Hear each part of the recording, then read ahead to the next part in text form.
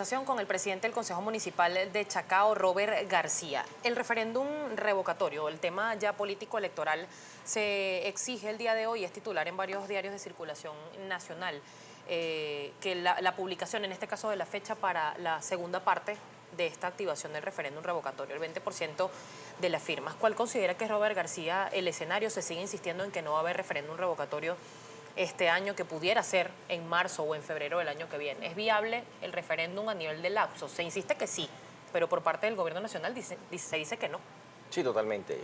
El CNE anunció que va a durar 20 días para decir que validaron las firmas más del 1% de los electores. Luego de estos 20 días tiene que anunciar la fase siguiente, el 20%, que son 3 días continuos.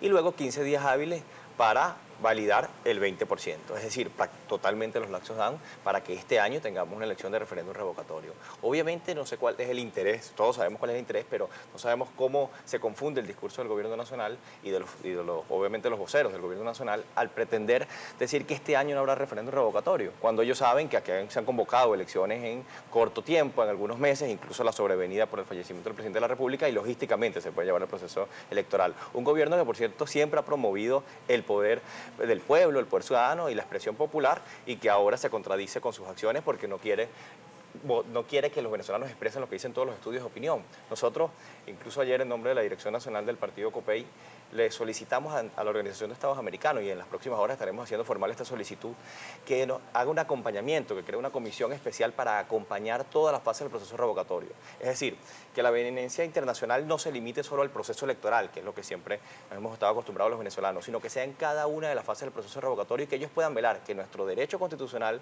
y nuestras garantías constitucionales sean respetadas, que es la activación del referéndum revocatorio, y ante las amenazas ciertas de que pudiera salir alguna decisión o obviamente alguna sentencia que nos retroceda en los pasos del referéndum revocatorio. Ante estas amenazas solicitamos que la Organización de Estados Americanos y los representantes internacionales acompañen en cada una de las fases del proceso revocatorio nuestros derechos. No estamos pidiendo ni solicitando nada al Consejo Nacional Electoral, estamos exigiendo nuestro derecho constitucional, que es la activación de este referéndum. ¿Cuál es el aporte de COPEI en cuanto a este tema? Algunos ciudadanos denuncian a través de redes sociales que quizás el partido ha sido muy pasivo, que quizás mediáticamente tiene más preponderancia, más fuerza, voluntad popular, Primera Justicia, Un Nuevo Tiempo. ¿Qué pasa con COPEI? ¿Apoyan, por supuesto, a la Mesa de la Unidad o tienen otra propuesta aparte?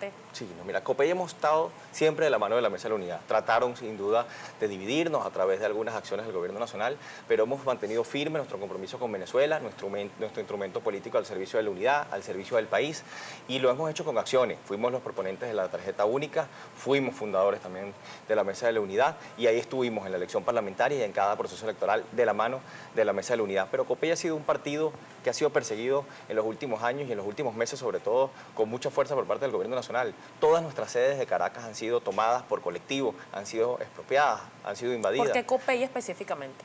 Porque ha tenido obviamente un discurso en algunos momentos muy claves para el país, ha sido proponente dentro de la Mesa de la Unidad, ha sido vanguardia aplicando nuestros principios, nuestros valores social cristianos en nuestro discurso, en nuestro accionar político, y el gobierno, así como ha perseguido a otros dirigentes y ha perseguido a otros partidos, la COPEI no fue la excepción. Tenemos el caso incluso de nuestro presidente nacional, Roberto Enrique, que tiene acciones penales abiertas, hay citaciones constantes a nuestros miembros de la Dirección Nacional, es decir, hay una persecución a nuestros dirigentes, pero al final nadie va a quebrar la voluntad de un partido que cree fielmente en una visión de país distinta, en el bien común, en la solidaridad, en la justicia social, en todos nuestros valores y principios social cristianos, que es lo que queremos para una Venezuela mejor y una Venezuela distinta. Antes de pasar a la participación del Twitter, que es muchísima a través de @primerapágina, ¿cuál es la propuesta o cuál deberían ser los primeros pasos que se den en un escenario hipotético que se realice el referéndum revocatorio y se revoque efectivamente el presidente Nicolás Maduro? ¿Qué se tiene que hacer? Porque si bien es cierto que hay que incentivar el aparato productivo, pero eso lleva tiempo y el hambre de los venezolanos lamentablemente no espera. ¿Cuál es la propuesta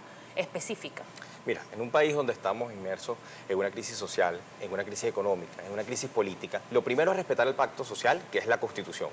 Respetando la Constitución y teniendo un mensaje de unidad y un mensaje de reconciliación y de esperanza para el pueblo venezolano. Uno de los principales problemas que tenemos en el país, más allá de lo económico, que es gravísimo, más allá de la inseguridad, es la pérdida de valores, de principios, y eso pasa por el mensaje. Cuando vemos a la máxima jefatura, que el presidente de la República, dividiendo, hablando con discursos de odio ante el país, pues ante eso necesitamos un gobierno nacional que nos hable de reconciliación, de unidad y de esperanza al pueblo venezolano. Lo primero, sin duda, es bajarle a la descomposición social que hoy tenemos y que los venezolanos volvamos a rescatar ese espíritu que siempre nos ha caracterizado, que volvamos a ser los venezolanos solidarios, los venezolanos que confiamos el uno del otro y dejemos a un lado esto. Esa es la primera fase que sin duda tiene que construir un gobierno nacional, porque estaremos ante una situación de gobernabilidad obviamente delicada, porque los que hoy gobiernan estarán en la oposición, que se les deben de respetar sus derechos, pero estarán en la oposición y ante eso necesitamos un país que progrese, que crea en la empresa privada y que genere oportunidades para todos. Voy a compartir con usted de inmediato, concejal, participación a través de nuestra cuenta en Twitter, @primera página. El señor Constantino Montesín le pregunta, ¿las elecciones del 10 de julio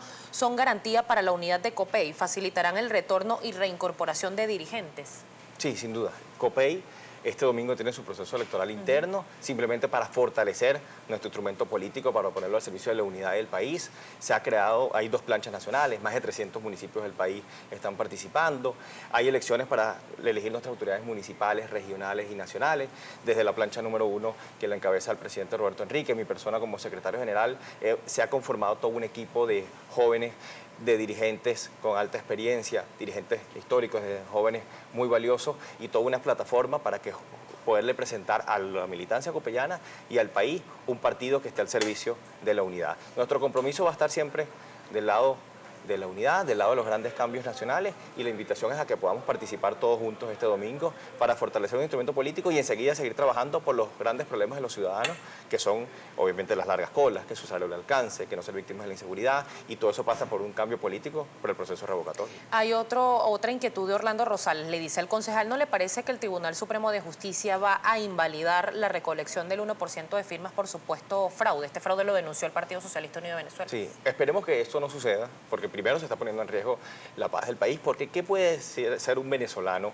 Y eso los venezolanos que nos están escuchando saben que es cierto. ¿Qué puede ser un venezolano que pasa 8 horas en una cola para comprar un producto, que su salario no le alcanza, que es víctima de la inseguridad? Al final el venezolano necesita una salida, drenar políticamente su inquietud, su inconformidad, y eso pasa por una elección.